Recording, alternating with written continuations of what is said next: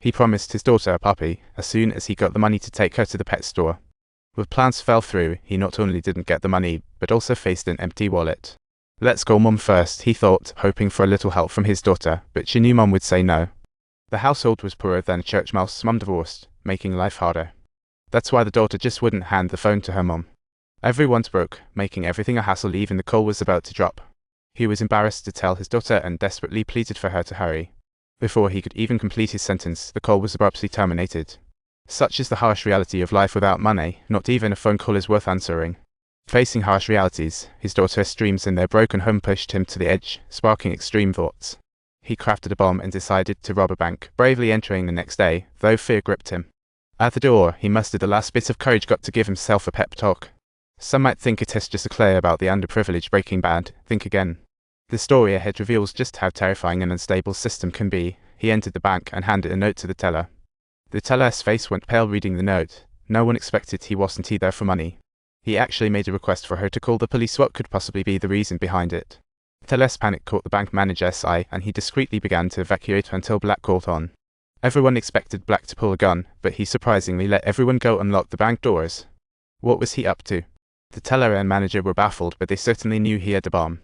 The two staff members did not make any hasty moves. They had to follow all his instructions, and at the same time, the emergency call had also been successfully connected. He announced he had the bomb and was robbing the bank. If his demands weren't met, it would go boom. To calm him down, the cops quickly asked for his demands. He simply wanted the benefits he was owed. But the other end of the line had nothing concrete. This guy was anything but your ordinary robber.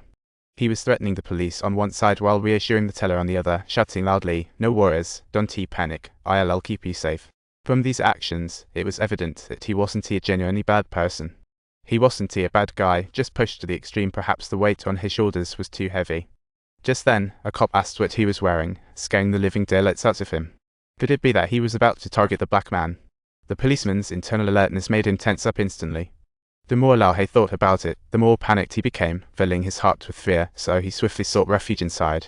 This move seemed a ploy to grab media attention, but the staff still didn't get his motives. But from earlier chats, it was evident that his sole intention was to reclaim what was rightfully his. It was as if she forced to this day. She left him a note on how to use that money, telling him to just follow his heart. But he turned it down, insisting he wanted only what belonged to him, uninterested in the bank's wealth.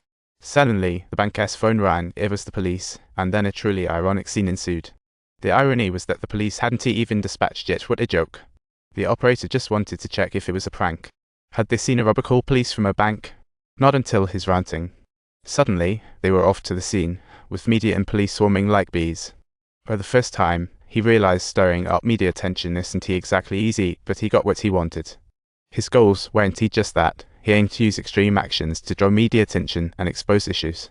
But what issues? Let us slowly unravel that mystery. Then he dialed his ex-wife, hoping to let her know he was robbing a bank. He wanted to prove she wasn't the cause of their broken family and to show her how he ended up on the streets. But on the other end, she didn't react as expected. No fear, no scolding, just laughter. She could hardly believe such a weakling could do this. She thought he was just bragging. She handed the phone to their daughter. Such a dismissive attitude was an insult to any man. But when she learned from her daughter he was saving for a pet, reality hit. He might truly be losing it. Moments later, negotiators rushed in, surrounding the bank so tight you could barely squeeze a mouse through. The real show was about to start as Black placed a call to the radio station. The irony?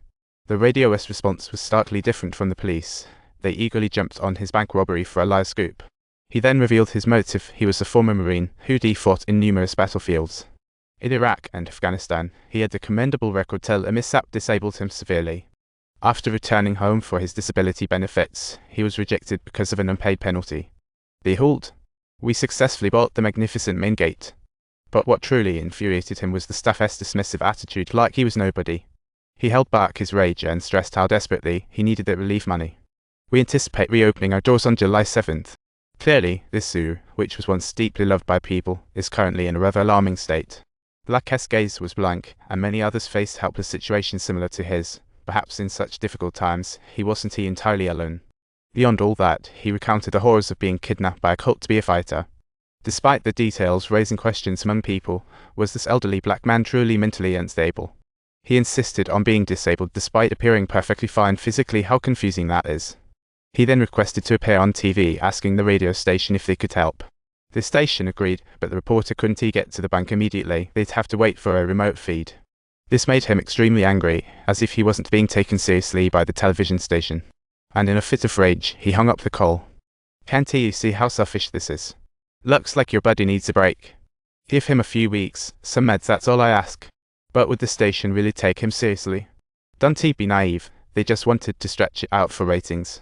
Just as he hung up, the station ramped up the coverage of the situation, making it more sensational. Treating it like breaking news, they highlighted heroic police efforts. Old Black was on TV, not just his ex-wife and daughter watching, but even those from the Veterans Office. Soon after, the chief negotiator, Tom, reached out. He had caught every word of their previous convo.